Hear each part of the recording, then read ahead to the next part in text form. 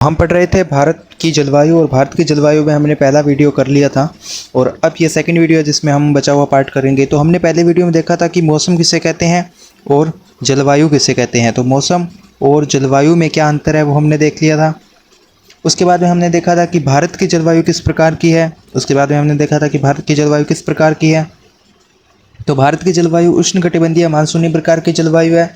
उसके बाद में हमने देखा था कि मानसून के प्रकार कौन कौन से हैं। तो मानसून के दो प्रकार थे, एक तो दक्षिण पश्चिमी मानसून और एक उत्तर पूर्वी मानसून। उसके बाद में हमने कुछ इंपॉर्टेंट चीज़ें देख रहे थे, जैसे कि ये देखिए, जैसे कि ये मान लीजिए इक्वेटोरियल लो प्रेशर बेल्ट हमने बनाया था, ये भूमध्य रेखा हमने बनाई है, ये ध्रुव है, ठीक है।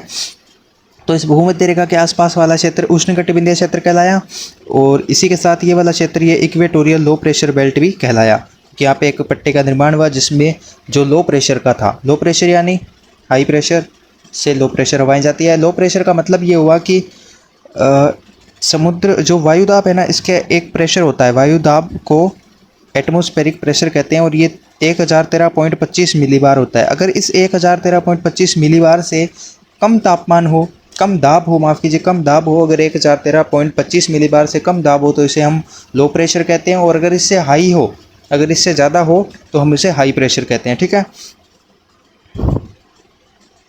इसके बाद में देख लो, इसके बाद में हमने बना लिया था इक्वेटोरियल लो प्रेशर बेल्ट। तो हमने देखा था कि यहाँ पे था सब ट्रॉपिकल हाई प्रेशर बेल्ट और हवाएं हमेशा हाई प्रेशर से लो प्रेशर की ओर, यहाँ पे हाई प्रेशर, यहाँ पे लो प्रेशर, हवाएं चलेगी ऐसे, लेकिन कोरियोलिस बल के कारण उनकी हवाएं मुड़ जाएगी, उनकी हवाएं मुड़ जाएगी। जो उत्तरी गोलार्ध में तो इस प्रकार हो जाएगी और दक्षिणी गोलार्ध में इस प्रकार हो जाएगी। तो अभी हमने वो बना लिया था, अभी हम वो बना देते 1 मिनट, जिसमें अपनी सारी दिशा बता देंगे। देख लो, ये वाली दिशा ये नॉर्थ, ये वाली हो गई है अपने नॉर्थ, ये साउथ, ये ईस्ट, ये वेस्ट, यानी उत्तर पूर्व दक्षिण, उत्तर दक्षिण पूर्व पश्चिम, ठीक है। ये नॉर्थ ईस्ट, ये साउथ ईस्ट, ये साउथ वेस्ट और ये नॉर्थ वेस्ट, ठीक है। तो अब ये वाली जो हवाएं हैं जो उत्तरी गोलार्ध में आ रही है, उत्तरी गोलार्ध में आने वाली हवाओं को हम किस तरह के हवाएं कहेंगे, इसे हम कहेंगे कि ये नॉर्थ ईस्ट से आ रही है हवाएं। तो एक तो हो गई इसकी नॉर्थ ईस्ट डायरेक्शन और एक साउथ ईस्ट डायरेक्शन, दक्षिणी गोलार्ध में साउथ ईस्ट। इन्हें क्या कहते हैं, इन्हें कहते हैं, ये जो पूरी हवाएं चल रही है इन्हें कहते हैं, ये जो हवाएं चल रही है इन्हें कहते हैं व्यापारिक पवनें, इन्हें कहते हैं व्यापारिक पवनें, इन्हें कहते हैं ट्रेड विंड, इन्हें कहते हैं व्यापारिक पवनें। तो ये जो व्यापारिक पवनें हैं इन्हीं का सारा खेल है। देखो, व्यापारिक पवनें चल रही है नॉर्थ ईस्ट से साउथ ईस्ट की तरफ।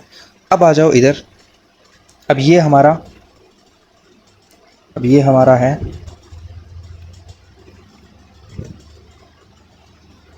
ये विश्व का मैप है, ये देख लो। अब कुल मिला के बात ये है कि ये जितनी भी हवाएं थी ये कैसे चलनी है, ऐसे। तो ये हवाएं ऐसे चल रही है और इधर वाली हवाएं इस प्रकार से चल रही है, ठीक है। ये नॉर्थ ईस्ट वाली हो गई और ये साउथ ईस्ट वाली हो गई। अब देखना क्या होता है, अब ये होता है कि अब हमें देखना है, हमें इससे कोई मतलब नहीं, हमें मतलब है कि मानसून कैसे बनता है, मानसून किस प्रकार से बनता है। तो मानसून बनने की दशाएं क्या है, मानसून का बनना, यानी एक सिंपल सी चीज़ सुनो कि लो प्रेशर जब भी होगा ना तो हवाएं ऊपर उठेगी और ऊपर होकर संघनन करेगी और संघनन से फिर बादल बनेंगे और वर्षा होगी। तो हमें अगर वर्षा चाहिए तो वर्षा के लिए क्या चाहिए, हमें लो प्रेशर का क्षेत्र। तो हमें कैसे भी करके इस भारत वाले क्षेत्र में, इस भारत वाले क्षेत्र में, ये जो भारत आपको दिख रहा है, इस भारत वाले क्षेत्र में हमको लो प्रेशर क्रिएट करना है। ये अभी इतना समझ आ गया। ये ऑस्ट्रेलिया है, ये जो ऑस्ट्रेलिया आ गया और ये हमारा भारत आ गया, और यहाँ पे है मेडागास्कर द्वीप समूह। इसी के पास एक छोटा सा द्वीप समूह है जिसका नाम है मस्करनीज द्वीप समूह। जिसका नाम क्या है, जिसका नाम है मस्करनीज द्वीप समूह, मस्करनीज द्वीप समूह, ठीक है। तो ये मस्करनीज द्वीप समूह है, ठीक है। अब इतनी सी बात सुनना। अब वो जो हवाएं जो दक्षिण पूर्वी व्यापारिक पवनें थे वो इस प्रकार से आ रही थी, वो दक्षिण पूर्वी व्यापारिक पवनें इस प्रकार से आ रही थी। अभी हमने देखा इस तरह से आ रही है, इस तरह से आ रही है। तो वो हवाएं यहाँ पे है, ये जो मस्करनीज द्वीप समूह है इसके पास आके जो हवाएं हैं वो मुड़ जाती है और इनकी डायरेक्शन क्या हो जाती है, इनकी डायरेक्शन हो जाती है हमारे भारत वाले क्षेत्र में, इनकी डायरेक्शन हो जाती है ये वाली। तो ये वाली डायरेक्शन को आप कौन सी डायरेक्शन कहेंगे, तो हम कहेंगे ये है साउथ वेस्ट वाली डायरेक्शन, और इधर उत्तर से कौन सी आ रही थी, नॉर्थ ईस्ट वाली व्यापारिक पवनें। तो ये दक्षिण पश्चिमी व्यापारिक पवनें हैं, तो इन्हें हम क्या कह देंगे कि ये दक्षिण पश्चिमी व्यापारिक पवनें हैं, और वो ऊपर वाली उत्तर पूर्व व्यापारिक पवनें हैं। तो ये एक तरह से जो भारतीय मानसून है वो कुल मिला के दक्षिण पश्चिमी व्यापारिक पवनों का ही सिस्टम है, ठीक है। अब देख लेना, अब हमको मतलब है कि मानसून कैसे बनता है, मानसून कैसे बनता है। तो हमें एक चीज़ समझ आ गई कि हमें चाहिए लो प्रेशर, कैसे भी करके हमें लो प्रेशर क्रिएट करना है, और उसके बाद में आगे की चीज़ें हम देखेंगे। देखो, भारतीय उपमहाद्वीप के उत्तर पश्चिमी भाग पर लो प्रेशर का बनना, इसकी सबसे पहली दशा क्या है, भारतीय उपमहाद्वीप के उत्तर पश्चिमी भाग में होता क्या है कि ये मान लो राजस्थान है, और राजस्थान में क्या है, थार का रेगिस्तान। तो ये रेगिस्तान है, ये बहुत जल्दी गर्म भी होता है और बहुत जल्दी ठंडा भी होता है। तो रेगिस्तान हुआ गर्म, हमें भी चाहिए लो प्रेशर। लो प्रेशर यानी हवाएं गर्म होकर ऊपर उठी, तो यहाँ पे क्या क्रिएट हुआ, लो प्रेशर। तो पहला लो प्रेशर बनेगा रेगिस्तान से, जो हमारे भारत के उत्तर पश्चिमी भाग पे। अब ये तो समझ आ गया भारत का उत्तर पश्चिमी भाग कैसे हो गया। ये देख लो, ये नॉर्थ, ये साउथ, ये ईस्ट, ये वेस्ट, तो ये नॉर्थ वेस्ट। तो नॉर्थ वेस्ट यानी उत्तर पश्चिमी भाग, नॉर्थ वेस्ट यानी उत्तर पश्चिमी भाग। तो हमें बनाना था कुल मिला के लो प्रेशर चाहिए मानसून के लिए लो प्रेशर चाहिए। तो पहला बन गया भारत के उत्तरी पश्चिमी भाग पर लो प्रेशर का बनना, जो थार के रेगिस्तान की हवाएं वो गर्म होकर ऊपर उठी और लो प्रेशर क्रिएट कर दिया। उसके बाद में एक जो ITCZ मिलता है। अब ITCZ क्या है, यही कुल मिला के यही बात है कि ये जितनी भी पवनें थी ना, ये जो दोनों पवनें मिल रही है आपस में, ये जो नॉर्थ ईस्ट और साउथ ईस्ट से आने वाली व्यापारिक पवनें ये मिल रही है, इन्हीं पवनों के मिलने के कारण ये जो क्षेत्र बनता है, इसे हम कहते हैं ITCZ। तो ITCZ का मतलब क्या हुआ, ITCZ का मतलब हुआ कि ये एक निम्न दाबीय क्षेत्र है, यानी ये भी एक लो प्रेशर का क्षेत्र है। अब क्या होता है, ये जो ITCZ है, ये इस हमारे मानसून बनने के टाइम पे ये ITCZ ऊपर आ जाता है। ऊपर कहाँ पे आ जाता है, लगभग ये ITCZ यहाँ तक आ जाता है। तो ये से पूरे विश्व में चलता है। तो ये ITCZ है वो भारत के उत्तरी पश्चिम भाग या भारत की ओर खिसकना प्रारंभ कर देता है। तो ITCZ आया। पहली चीज़ ये हुई कि जो भारत के उत्तर पश्चिमी भाग पे लो प्रेशर बना, उत्तर पश्चिमी भाग पे लो प्रेशर बना। दूसरी चीज़ ये हुई कि ITCZ अपने भारत की तरफ आ गया। तीसरी चीज़ क्या होगी, तीसरी चीज़ ये होगी कि ITCZ है वो सभी हवाओं को अपनी ओर आकर्षित करेगा। तो यहाँ से आने वाली जो भी व्यापारिक पवनें थी, ये जो दक्षिण पूर्वी व्यापारिक पवनें थी, जो हम कह रहे थे कि नॉर्थ ईस्ट व्यापारिक पवनें हैं, ये वाली जो पवनें थी, ये वाली पवनों को अब ये ITCZ इस तरफ खींच लेगा। तो इसकी दिशाएं क्या हो जाएगी, अब इसकी दिशा साउथ वेस्ट हो जाएगी। तो एक तरह से हमें बनाना है लो प्रेशर। पहला बन गया थार के रेगिस्तान में, दूसरा बन गया ITCZ के कारण। अब तीसरा क्या होगा, तीसरा ये होगा कि ये जो तिब्बत का पठार है ना, तिब्बत का पठार मतलब ये मान लीजिए ये भारत है। अब मैं इसको भी मिटा रहा हूँ एक बार के लिए। तीसरी चीज़ ये भारत के पास ये जो जितना भी क्षेत्र है ये तिब्बत है। तो इस तिब्बत पे क्या है, ये पठार है। तिब्बत पे क्या है, पठार है। और पठार है वो एकदम गर्म होता है, पठार है वो बहुत ज़्यादा गर्म होता है। और इस गर्म होने के कारण यहाँ पे भी लो प्रेशर, जहाँ पे गर्मी बढ़ेगी वहाँ पे लो प्रेशर बन गया। तो पहला तो राजस्थान पे बना, दूसरा ITCZ आ गया, तीसरा तिब्बत के पठार के कारण ये सारी चीज़ें हो रही है। तो तीसरा लो प्रेशर बन गया तिब्बत के पठार के कारण। और तिब्बत के पठार के कारण क्या होता है, एक उत्तरी पूर्वी, हम जिसे कहेंगे कि उष्णकटिबंधीय पूर्वी जेट का निर्माण होता है। उष्णकटिबंधीय पूर्वी जेट, उष्णकटिबंधीय पूर्वी जेट का निर्माण होता है। उष्णकटिबंधीय पूर्वी जेट का निर्माण होता है, ठीक है। तो उष्णकटिबंधीय पूर्वी जेट का भी निर्माण हो गया। तो कुल मिला के हमें बनाना है सिर्फ और सिर्फ लो प्रेशर। अब लो प्रेशर जितना बन गया उतनी ही हमारे पास ज़्यादा वर्षा हो जाएगी। अब कुल मिला के बात यही है कि हमें अगर वर्षा करानी है भारत में, तो कुल मिला के ये बातें, ये जो आ रही थी ना, ये जो हवाएं, ये जो साउथ ईस्ट वाली व्यापारिक पवनें आ रही थी, इनको ITCZ अपनी ओर खींच लिया। तो इनकी दिशा ऐसी हो गई। तो अब इसकी आप दिशा क्या बोलोगे, इसकी आप दिशा बोलोगे कि ये साउथ वेस्ट से आती हुई प्रतीत हो रही है। तो भारत का ये जो दक्षिण पश्चिमी मानसून है ये इस प्रकार से आता है। और उत्तरी पूर्वी मानसून तो पूरा का पूरा जो उत्तरी पूर्वी व्यापारिक पवनें थी उन्हीं का भाग है, ठीक है। तो हमें बनाना था लो प्रेशर। जितना ज़्यादा लो प्रेशर बनेगा उतनी ज़्यादा बारिश होगी। तो पहला लो प्रेशर बना राजस्थान के रेगिस्तान के कारण, दूसरा लो प्रेशर बना ITCZ का अपने भारत की ओर आना, और तीसरा बना तिब्बत के पठार के कारण। इसके अलावा भी कई सारे लो प्रेशर के मतलब केंद्र होते हैं, लेकिन हमें मुख्यतः यही सारे बताए गए हैं। तो पहला बन गया उत्तर पश्चिमी भाग पे, दूसरा बन गया ITCZ के द्वारा, तीसरा बन गया तिब्बत के पठार के कारण ये गर्म हुआ तो इसने क्या बना दिया, इसने बना दिया उष्णकटिबंधीय पूर्वी जेट। उष्णकटिबंधीय पूर्वी जेट, जेट का मतलब ये हुआ कि वो हवाएं जो बहुत तेज तीव्र गति से चलती हैं उन्हें हम जेट कहते हैं। तो ये इतनी सारी चीज़ें बन चुकी है। अब सुनना, अब इसका मतलब हुआ ये हुआ कि अब भारत की ओर मानसून आना प्रारंभ होगा। अब भारत की ओर मानसून आना प्रारंभ होगा। हमने सारा लो प्रेशर यहाँ पे क्रिएट कर दिया है। तो अब भारत की ओर मानसून आना प्रारंभ होगा और 1 जून को इस केरल के तट से ये जितना भी है यहाँ पे देख लीजिएगा, केरल के तट से क्या होता है, ये देखिए ये केरल है, तो यहाँ से ये टकराता है। कौन सा, अब ये कौन सा मानसून हो गया, ये दक्षिण पश्चिम मानसून हो गया। और इधर वाला जो आएगा उसके हम क्या कह देंगे, उत्तर पूर्व मानसून। तो मैंने आपको स्टार्टिंग में बताया था कि मानसून का मतलब ये है कि जहाँ पे 6 महीने हवाएं समुद्र से स्थल की ओर जा रही है। अब देखिए यहाँ पे समुद्र है और यहाँ से स्थल की ओर जा रही है, तो ये वाली घनघोर वर्षा करेगी। और उत्तर पूर्व मानसून कोई वर्षा नहीं करेगा, लेकिन कोई खासकर वर्षा नहीं करेगा, लेकिन ये हमारे इसके लिए महत्वपूर्ण है।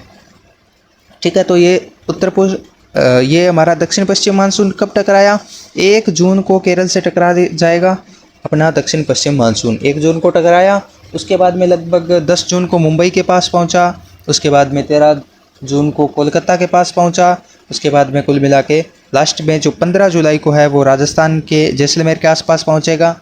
और उसके बाद ये वापस लौटना प्रारंभ करेगा। ठीक है, प्रारंभ करेगा। अब कहते हैं कि मानसून का निवर्तन कैसे होता है। मानसून का निवर्तन का मतलब ये हुआ कि मानसून का पीछे हटना या लौटना। अब सितंबर के माह में क्या होता है कि उत्तर पश्चिम भारत से मानसून का लौटना प्रारंभ होता है। उत्तर पश्चिम जहाँ पे सबसे लास्ट में आया वहीं पे सबसे पहले मानसून जाएगा। तो 15 जुलाई को आया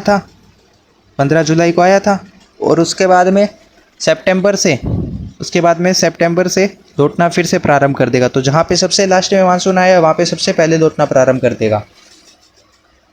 तो मध्य अक्टूबर तक दक्षिण भारत को छोड़कर समस्त भारत से ये मतलब निवर्तित हो जाता है। तो 1 जून को टकराया और उसके बाद में अक्टूबर तक वापस ख़त्म हो गया पूरा मानसून। तो ये जो इतना टाइम पीरियड है इसी के हम बात कर रहे हैं कि ये सारा का सारा मानसून है। उसके बाद में इस अक्टूबर के बाद में लेके जून तक जो हवाएं चलेगी वो ऐसे चलेगी। तो ऐसे चलेगी तो हम उसे क्या कहेंगे कि ये कौन सा मानसून है, ये है फिर उत्तर पूर्व मानसून। तो मानसून 2 प्रकार के थे, एक तो दक्षिण पश्चिमी मानसून और एक उत्तर पूर्वी मानसून। ठीक है, अब अगर समझ आ गया तो आगे हम चलते हैं कि जो लौटती हुई मानसून पवनें वो बंगाल की खाड़ी से जलवाष्प ग्रहण कर उत्तरी पूर्वी मानसून के रूप में तमिलनाडु में वर्षा करेगी। ठीक है, अब कुल मिला के यही सारी बातें थी। तो हमने सारा यही देखना था कि मौसम और जलवायु क्या है, भारत की जलवायु कौन सी है। भारत की जलवायु उष्णकटिबंधीय मानसूनी प्रकार की है। मानसून के प्रकार कौन कौन से हैं, तो नॉर्थ ईस्ट और साउथ वेस्ट 2 प्रकार के हमारे मानसून है। उसके बाद में मानसून का लौटना मतलब मानसून वापस आ जाएगा। उसके बाद में उसके मानसून के लौटने के बाद में नॉर्थ ईस्ट मानसून चलेगा जिससे कोई खासकर वर्षा नहीं होगी। उसके बाद में मानसून में विच्छेद होना का मतलब क्या हुआ, मानसून में विच्छेद होने का मतलब है कि मानसून कई बार बीच में रुक जाता है। रुक कैसे जाएगा, जो हमने लो प्रेशर क्रिएट किया था, पहला उत्तर पश्चिमी भाग में किया था, दूसरा हमने किया था कि ITCZ है वो ऊपर आ गया, तीसरा हमने किया था कि तिब्बत के पठार के कारण आ जाएगा। तो ये सारी चीज़ें जब धीरे धीरे कमज़ोर पड़ने लगेगी तो उसे हम कहेंगे कि ये मानसून में विच्छेद हुआ। और जब ये पूरी तरह से ख़त्म हो जाएगी तो हम इसे कहेंगे कि मानसून का लौटना हुआ। अब देखिए, अब ये है अरब सागर, और ये वाला अरब सागर और ये वाला बंगाल की खाड़ी। तो अब ये भारत क्योंकि तिकोना है तो ये जो हवाएं थी ये ऐसे हो जाएगी। तो ये भारत को तो एक तरह से तो ये वर्षा करेगी, बंगाल की खाड़ी का जितना जल है उसको और ग्रहण कर लेगी और इन सब जगहों पे वर्षा करेगी। और यहाँ तक कि पूरे उत्तर भारत के मैदान तक ये सारी वर्षा करेगी। उसके अलावा इस वाली जगह पे जो वर्षा है वो दक्षिण पश्चिम मानसून कर देगा। और जो लौटता हुआ मानसून है वो अपने इस केरल वाले पार्ट पे माफ़ कीजिए तमिलनाडु वाले पार्ट में वर्षा कर देगा। कुल मिला के यही सारे बातें थी। उसके बाद में तो हमारी भारत में जो वर्षा करने वाले 2 शाखा कौन सी, एक तो अरब सागर की शाखा और एक बंगाल की खाड़ी की शाखा। बंगाल की खाड़ी की शाखा से जो उत्तरी भारत का मैदान है वहाँ पे वर्षा होगी और कुल मिला के पूरा उत्तर पूर्व और उत्तर भारत में वर्षा होगी। और जो दक्षिण पश्चिम मानसून है, जो अरब सागर वाली शाखा है, उससे जो भारत का पश्चिमी घाट है वहाँ पे वर्षा होगी। और यही सारी चीज़ें अपने अभी तक पढ़ी है। उसके बाद में हमें कुछ ऋतुएं पढ़नी है, वर्षा का वितरण पढ़ना है, तो वो हम आगे पढ़ते हैं। तो सबसे पहले ठीक है देखिए, जलवायु और मौसम। जलवायु दीर्घकालिक वायुमंडलीय पैटर्न को संवर्धित करता है, जबकि मौसम तत्कालीन है। वही मैंने आपको बताया था, जलवायु वर्षा से मौसम को प्रतिबिंबित करने वाला एक पैटर्न है और मौसम अल्पकालिक है। ठीक है, तो जलवायु है वो 30 से 35 वर्षों का मैंने आपको बताया था, और जो मौसम है वो क्षणिक अवस्था है, वो कभी भी बदल जाती है। तो ये क्षण में बदलने वाली अवस्था है। उसके बाद है मानसूनी जलवायु। मानसून जलवायु का परिभाषा यही हुआ कि दक्षिण पश्चिमी मानसून वर्षा का मुख्य स्रोत है, उसे हम मानसूनी वर्षा कहेंगे। लेकिन मेरे हिसाब से ये हुआ कि जहाँ पे 6 महीने हवाएं स्थल से समुद्र की ओर और 6 महीने हवाएं समुद्र से स्थल की ओर चलेगी, उस प्रकार की उस कैरेक्टर की जो जलवायु होगी, उसे हम कहेंगे कि यह मानसूनी जलवायु है। उसके बाद में आर्थिक प्रभाव। तो आर्थिक प्रभाव हम थोड़ा आगे पढ़ लेंगे। अब देखिए मानसून की शुरुआत। तो मानसून की शुरुआत हुई जून के प्रथम सप्ताह में 1 जून को केरल के तट से टकराया और अक्टूबर में वापस आना स्टार्ट हो गया। अक्टूबर या सितंबर अक्टूबर में वापस आना स्टार्ट हो गया। और उसके बाद में कौन सा चलेगा? उसके बाद में हमारा नॉर्थ ईस्ट मानसून चलेगा। तो साउथ वेस्ट मानसून से सारे भारत में वर्षा होगी, और नॉर्थ ईस्ट मानसून का मतलब यही हुआ कि शुष्क हवाएं चलेगी, बाकी कुछ नहीं है। उसके बाद में इस मानसून का कृषि पर प्रभाव। मानसून का आगमन कृषि के लिए महत्वपूर्ण है, क्योंकि यह फसलों के लिए आवश्यक पानी उपलब्ध कराता है। ठंडी और आर्द्र हवाएं, यह समुद्र से आने वाली ठंडी और आर्द्र हवाओं के कारण होता है। ठीक है, तो समुद्र, अब ये पिक्चर क्लियर हो रही है कि समुद्र कौन सा? समुद्र यही। अब यहाँ पे मैंने आपको बताया था कि ये मान लीजिए बंगाल की खाड़ी है, इस साइड में अरब सागर था, इस साइड में बंगाल की खाड़ी थी, हर जगह पानी पानी था। अब ये हवाएं आ तो रही थी, साउथ वेस्ट मानसून वाली हवाएं आ रही थी, प्लस में यहाँ पे ये जो जल है इतना सारा मिल गया। अब यहाँ से थोड़ी और आर्द्रता ग्रहण कर लेगा, थोड़ा और पानी अपने ऊपर ये उठा लेगा, और इसी की वर्षा यहाँ पे इस पूरे वाले भारत में कर देगा। इस प्रकार से आगे हम देखते हैं, तो ठंडी और आर्द्र हवाओं के कारण ये ज़्यादा होता है।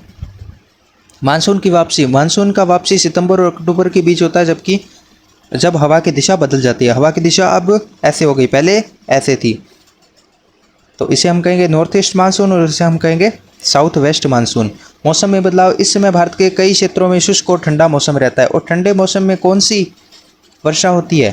भारत में मावठ होती है। और मावठ कौन सी फसल के लिए सही रहती है? तो वो रबी के लिए सही रहती है। परिवर्तन का संकेत। वर्षा की समाप्ति और कृषि चक्र के पूरा होने का संकेत देता है। मानसून में व्याधान। व्याधान तब होता है, व्याधान का मतलब क्या हुआ? विच्छेद। मानसून में विच्छेद, यानी मानसून थोड़ा बहुत कमज़ोर कब पड़ गया, मतलब बीच बीच में वर्षा होती नहीं है मानसून के बीच में, तो उसे हम कहेंगे विच्छेद, मतलब रुक जाना।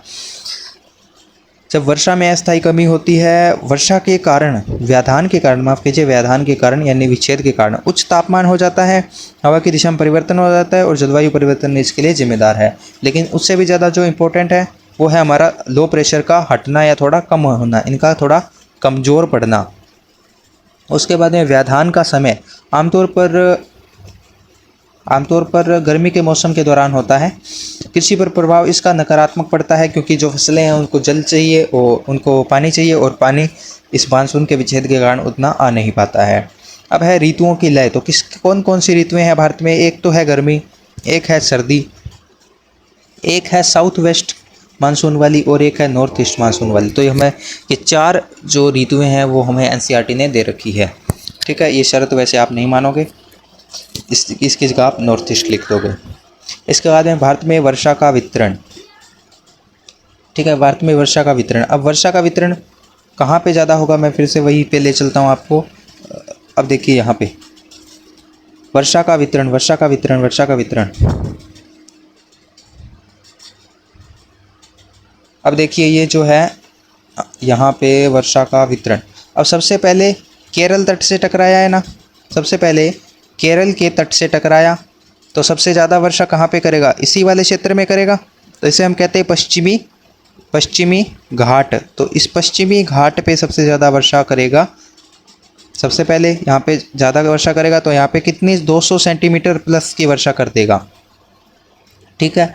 लेकिन इस वाले पे नहीं कर पाएगा क्योंकि ये जो हवाएं ये ऐसे जा रही थी, तो ऐसे जाएगी तो ये यहाँ पे भी वर्षा करेगी और यहाँ पे, और इस जगह पे कितनी वर्षा हो जाएगी, ये जो मेघालय, अरुणाचल या जो हमारा भारत का उत्तर पूर्व भारत है, यहाँ पे आपने सुना होगा मौसिनराम, चेरापूंजी, यहाँ पे तो 1100 सेंटीमीटर तक की वर्षा हो जाती है। लेकिन हम मोस्टली कहते हैं कि भाई 250 सेंटीमीटर से प्लस में वर्षा हो गई, ठीक है। उसके अलावा राजस्थान में वर्षा बहुत कम हो गई जैसलमेर टाइप में। उसके अलावा बीच में ये महाराष्ट्र का विदर्भ वगैरह का जो क्षेत्र है यहाँ पे बहुत कम होगी वर्षा। उसके अलावा कच्छ कारण है वहाँ पे थोड़ी कम वर्षा होगी और बाकी सब जगहों पे भारत में खूब ठीक ठाक वर्षा होगी। तो यहाँ पे हो गई 200 सेंटीमीटर प्लस, इस वाले पार्ट में भी 250 सेंटीमीटर प्लस, और उत्तरी वाले पार्ट में भी हो गई लगभग 200 से 150 से आप कह सकते हो कि 200 के आसपास वर्षा हो गई। और कोरोमंडल जो तट है, कोरोमंडल तट यानी ये वाला क्षेत्र तमिलनाडु के आसपास वाला क्षेत्र हो गया कोरोमंडल तट। जब लौटता हुआ मानसून यहाँ पे वर्षा करता है, लौटता हुआ मानसून यहाँ पे वर्षा करता है, कहाँ पे वर्षा करता है, कोरोमंडल तट पे लौटता हुआ मानसून वर्षा करता है। और कितनी वर्षा हो जाती है, 150 सेंटीमीटर के आसपास। तो 200 सेंटीमीटर पश्चिमी घाट पर, 1100 सेंटीमीटर या फिर आप 250 सेंटीमीटर कह सकते हो वो उत्तर पूर्व भारत में, और उत्तरी मैदान में, भारत के उत्तरी मैदान में 150 सेंटीमीटर, और जो ये कोरोमंडल तट है यहाँ पे भी 150 सेंटीमीटर, राजस्थान वगैरह में 50 सेंटीमीटर से भी कम, कच्छ के रन में भी ऐसा ही कुछ हाल है। और ये जो विदर्भ वाला क्षेत्र है यहाँ पे भी, तो यहाँ पे लगभग 70-80 सेंटीमीटर इसी के आसपास वर्षा हो जाती है, ठीक है। अब हम आगे चलते हैं। भारत में वर्षा का वितरण, भौगोलिक प्रभाव। वर्षा भूगोल और ऊंचाई पर निर्भर करती है, ये बहुत अच्छी बात है। लेकिन अब देखिए पश्चिमी तट और ईशान कोण नहीं होता। भारत में सर्वाधिक वर्षा पश्चिमी तट और इसके अलावा उत्तर पूर्व भारत में होती है। उत्तर पूर्व भारत में मैंने आपको बताया जहाँ पे मौसिनराम, चेरापूंजी वगैरह है वहाँ पे ज़्यादा वर्षा होती है। तो पश्चिमी तट और उत्तर पूर्व भारत में सर्वाधिक वर्षा होती है। कहाँ, कब तक, लगभग कितनी, 200 से 250 सेंटीमीटर तक की वर्षा, 200 से 250 सेंटीमीटर की वर्षा। उत्तर पश्चिमी भारत अन्य क्षेत्रों की तुलना में यहाँ अधिक सूखा पड़ता है। क्यों पड़ता है, क्योंकि यहाँ पे रेगिस्तान वगैरह है तो यहाँ पे उतनी ज़्यादा बारिश हो नहीं पाती है। इसके अलावा प्रतीक स्ट्रॉम नहीं, ये पश्चिमी विक्षोभ है, पश्चिमी विक्षोभ है। और इसी पश्चिमी विक्षोभ से हमारे जो सर्दियों के टाइम में वर्षा होती है वो होती है। ये मानसून के दौरान होते हैं, भारी वर्षा लेके आते हैं। अब देखिए अल नीनो ला नीना क्या है, ज़्यादा कुछ नहीं है भाई। अब इसको आप, मैंने ये ज़्यादा ही डाल दिया, वैसे तो ऐसे कुछ है नहीं। अल नीनो के दौरान समुद्र की सतह का तापमान बढ़ जाता है जिसके परिणाम स्वरूप विभिन्न जलवायु परिवर्तन होते हैं। ला नीनो से क्या होता है, कुल मिला के बात इतनी है कि अल नीनो से जो मानसून है वो कमज़ोर पड़ेगा और जो लाल नीना है उससे मानसून की स्थिति अच्छी होगी। और इसका भारत पे प्रभाव आपने देख लिया कि भारत पे यही प्रभाव होगा कि भारत की सारी फसलें इसी मानसून पे टिकी है। तो जिस साल अल नीनो आएगा उस साल भारत में फसलें वगैरह या जो मानसून वगैरह वो कम पड़ेगा, और जो ला नीना जिस वर्ष आएगा तो अच्छी फसल होगी और अच्छा मानसून से वर्षा हो जाएगी। वायुदाब और पवन कारक। वायुदाब और हवाओं की गति जलवायु को प्रभावित करने वाले प्रमुख कारक स्थलीय वायुदाब और हवाओं का प्रवाह विभिन्न जलवायु परिस्थितियों का निर्माण करता है। जेट स्ट्रीम और पश्चिमी विक्षोभ भी मौसम के पैटर्न में महत्वपूर्ण भूमिका निभाते हैं। वायुदाब जलवायु को प्रभावित करने वाला एक प्रमुख कारक है। वायुदाब कितना, लो प्रेशर हुआ, यानी एटमॉस्फेरिक जो प्रेशर है यानी वायुदाब जो है वो लो हुआ तो हमारा मानसून अच्छा होगा। फिर वायु प्रवाह यानी हाई प्रेशर से लो प्रेशर की ओर हवाओं का चलना। जेट धारा कौन सा जेट बन रहा था, उष्णकटिबंधीय पूर्वी जेट बन रहा था हमारे तिब्बत के पठार के ऊपर, जिसके कारण हमारे ये मानसून है वो और भी स्थिति में अच्छा आ जाता है। फिर है पश्चिमी विक्षोभ से भारत में कौन सी वर्षा होती है, तो मावट होती है, शीतकाल में वर्षा होती है जिसे हम मावट कहते हैं, और ये रबी की फसल के लिए अच्छी होती है। आगे है हिमालय का प्रभाव। हिमालय जो है वो भारत में जलवायु विभाजक है। जलवायु विभाजक कौन सा है भारत में, वो है हिमालय, जो हमने शायद पिछले वीडियो में बता दिया था कि हिमालय है वो भारत में जलवायु विभाजक है। इसके अलावा मानसून का प्रभाव, ये मानसूनी हवाओं को रोक देता है जिसके परिणाम स्वरूप उत्तरी भारत में भारी वर्षा होती है। शीतलन में भूमिका, यानी कि हिमालय क्या है, ठंडा क्षेत्र है, तो उससे क्या होता है, जलवायु संतुलन भी होता है और बहुत ज़्यादा ठंड भी पड़ती है। इसके अलावा जल और भूमि का वितरण, जलवायु का प्रभाव, पानी का तापमान, महासागरों में, भारत में महासागरों की भूमिका, इन सब से भी हमारे मानसून पर काफ़ी ज़्यादा प्रभाव पड़ेगा। ठीक है, उसके अलावा देखते हैं आगे, समुद्र तट से ऊंचाई, और दूरी। जलवायु पर प्रभाव, अंतर्देशीय क्षेत्र, पर्वतीय क्षेत्र, ये आप पढ़ लेना। बाकी मैंने आपको जो बताया, इसके अलावा जो अगले वीडियो में हम इसके क्वेश्चंस की लेके आने वाले, वो आप जरूर देखना, क्योंकि उससे लगभग चीज़ें आपकी क्लियर हो जाएगी। अगर आप इतना ये 2 वीडियो ना भी देखते तो उस वीडियो से काम चल जाएगा। आर्थिक जीवन और जलवायु का प्रभाव। अर्थव्यवस्था में जलवायु का महत्व क्या है? तो भारत के अर्थव्यवस्था में जलवायु बहुत महत्वपूर्ण है, और खासकर हमारे जो कौन सी जलवायु है, तो मानसूनी। तो मानसून भारत में खेती के लिए सबसे इम्पोर्टेंट है, सब कुछ इसी पे टिका है। प्रमुख क्षेत्रों की निर्भरता, कृषि, जल संसाधन और ऊर्जा उत्पादन करने वाले जलवायु पर निर्भर करते हैं। ग्रामीण जीवन पर प्रभाव, मानसून की सफलता या विफलता सीधे तौर पर ग्रामीण आजीविका और खाद्य सुरक्षा को प्रभावित करती है। जलवायु पर निष्कर्ष, जलवायु बहुमुखी है, बहुमुखी प्रकृति की है। मौसम, आर्थिक जीवन और पर्यावरण पर गहरा प्रभाव डालती है। भारत की जलवायु है वो अद्वितीय विशेषताओं की है, लेकिन ऐसी मतलब कि ऐसी जलवायु पूरे विश्व में कहीं नहीं है, सिर्फ भारत में मिलती है। लेकिन ये बात वैसे थोड़ी गलत है, क्योंकि इस पूरे, ये मान लीजिए पृथ्वी है और ये अपना भारत था। इसके अलावा ये जो ब्राज़ील का तट है, यहाँ पे भी ऐसी जलवायु मिलती है। इसके अलावा इंडोनेशिया वगैरह, यहाँ पे भी ऐसी जलवायु मिलती है। तो कुल मिला के काफ़ी सारी जगहों पे ऐसी जलवायु मिलती है, मानसूनी जलवायु। ऐसा मत समझना कि मानसून सिर्फ भारत में आता है, ठीक है। ये वाला ऐसे लिख दिया गया है, तो ये आप चित्र देख सकते हो। एक बार फिर से हम पूरी PDF देख लेते हैं।